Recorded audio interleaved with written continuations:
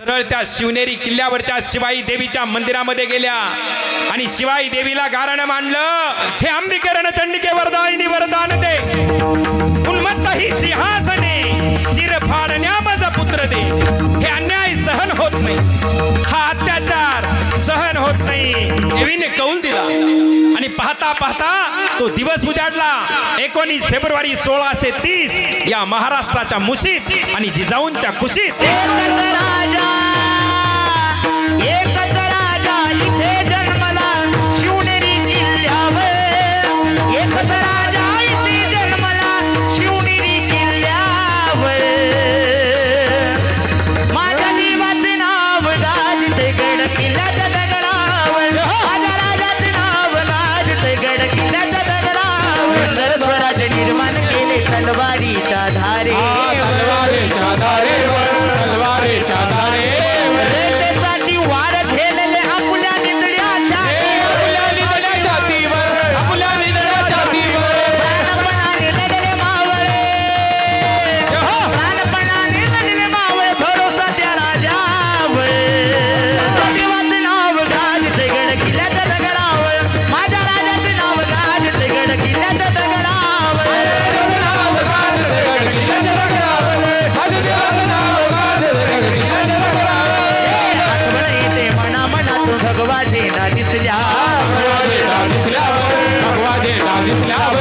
कशाला म्हणावं भगवा? अरे हा भगवा काही रंग नाही, हा भगवा काही फक्त झेंडा नाही. अरे हा भगवा माझ्या हिंदुस्थानची शान आहे. अरे हाच भगवा माझ्या शिवछत्रपतींचा प्राण आहे. आणि हाच भगवा माझ्या वारकऱ्याचं पुराण आहे. आणि हाच भगवा माझ्या छत्रपती शिवरायांचा प्राण. आठवले येते मनामनाची भगवा झेंडा दिसल्या. धर्म मानिला जगला पुन्हा जन्म घ्यासी शिवभक्तांच्या हृदयावर. वाचे नाव गाजते गड किल्ल्याच्या दगडावर. माझ्या राजाचे नाव गाजते गड किल्ल्याच्या दगडावर.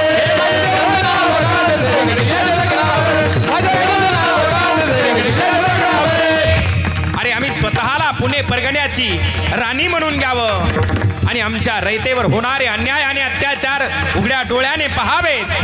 असलं कम नशिबी राणी पण आमच्या जीवनी यावं का? मा जिजाऊ विचार करताय, या सुलतानी सत्ताला कोलमडून टाकलं पाहिजे आणि या रयतेचं, या गोरगरिबाचं, अरे साळीमाळी कोळी वाडसिंग पितांबोळी महार मागतामार कुमार लोहार सुतार मुसलमान मराठा 18 पगड जातीचं 12 बलुतेदाराचं स्वराज्य निर्माण केलं पाहिजे. जिजाऊंच्या अंतःकरणामध्ये प्रश्न आहे. त्या काळी जिजाऊ माहुली किल्ल्यावर आहे.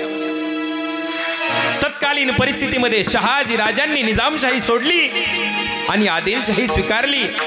पण शहाजी राजांच्या मनामध्ये प्रश्न आहे, माझी पत्नी अवघ्या 4 ते 5 महिन्याची गरोदर आहे आणि हा घोड्यावरचा दगदगीचा प्रवास तिला शक्य होणार नाही. म्हणून राजाच्या मनामध्ये प्रश्न आहे, कुठं ठेवावं, कुठं ठेवावं मा जिजाऊंना.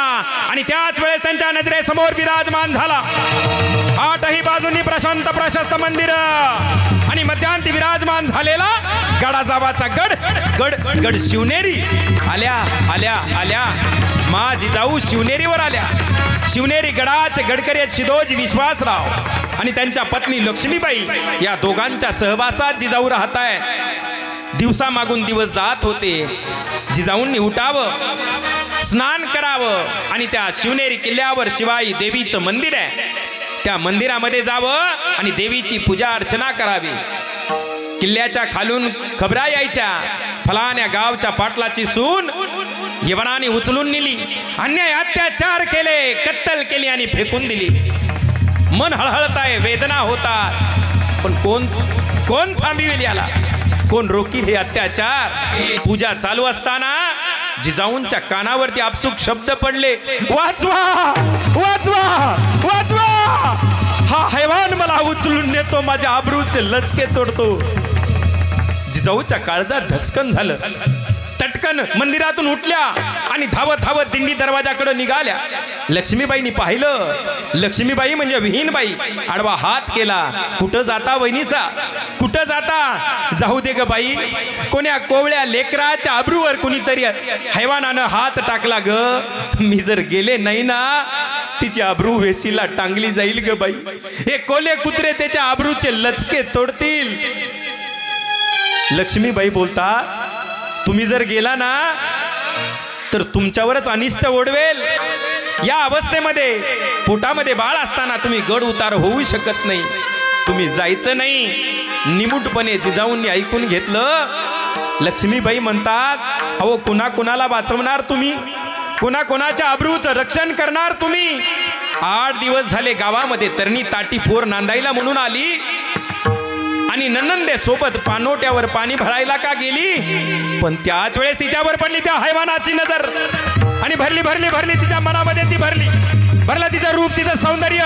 टाकला हात, उचलली टाकली घोड्यावर आणि भोगली रानो माळ. अन्याय झाले, अत्याचार झाले, मातीचा कण शहरला हादरला, खंबरडा फोडला. पण धावून येईल ते कोण, वाचवेल ते कोण. तिचा दादला धावून आला मासाप. पण त्याच वेळेस निघाली त्या यमनाची लखलखती शमशेर आणि सब सब सब वार झाले आणि उभा उभा चिरला मासा, उभा चिरला.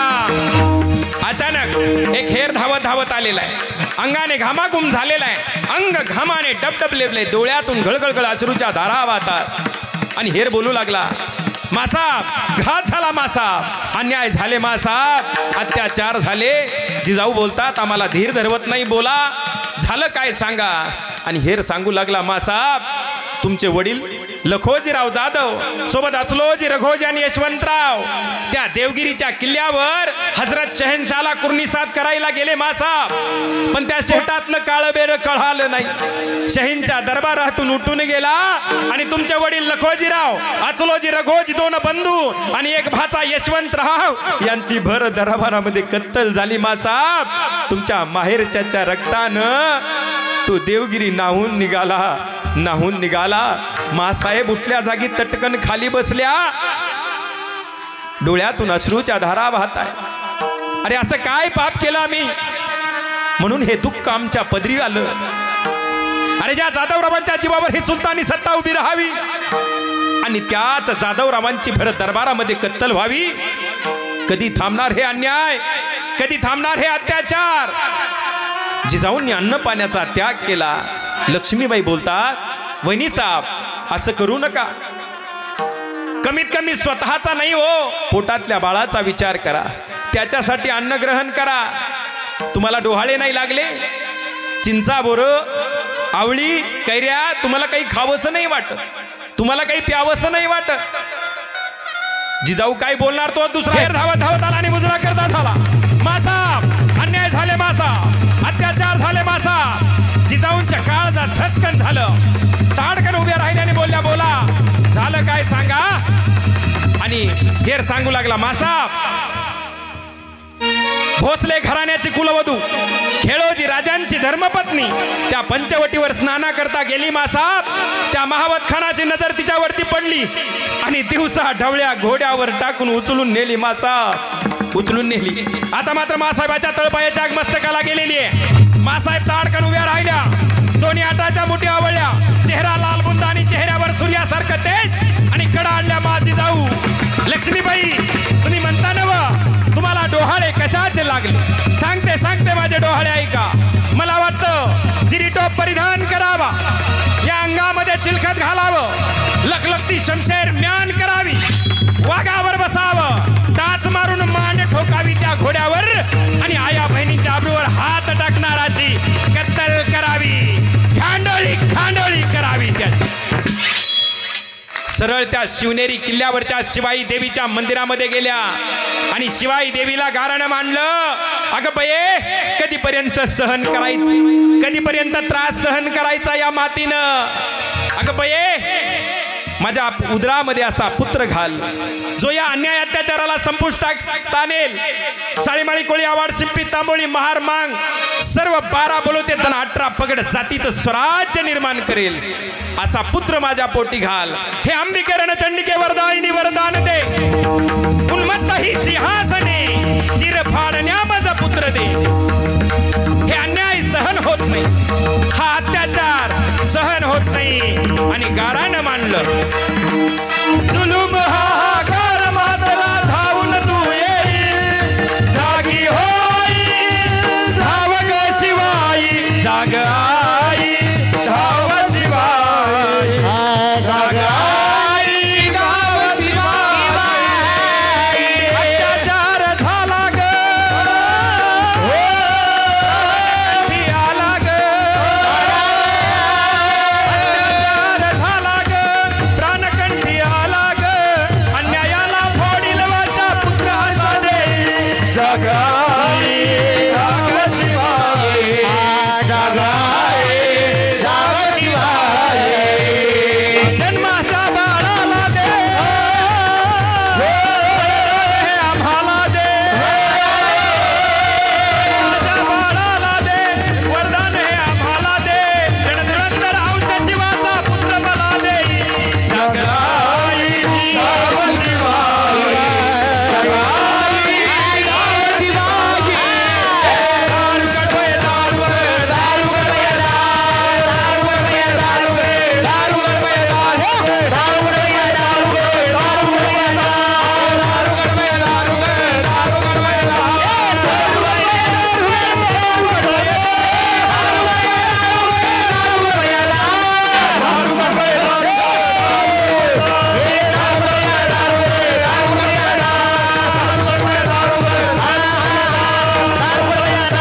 दारू कडवे, देवीने कौल दिला आणि पाहता पाहता तो दिवस उजाडला. 19 फेब्रुवारी 1630 या महाराष्ट्राच्या मुशीत आणि जिजाऊंच्या कुशीत एकच राजा इथे जन्मला शिवनेरी किल्ल्यावर.